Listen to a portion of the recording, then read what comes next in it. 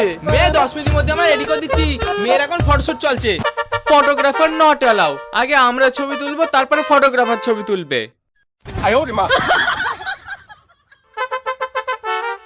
এটা কি?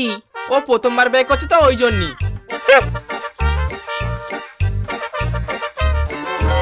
बाहर की लग गया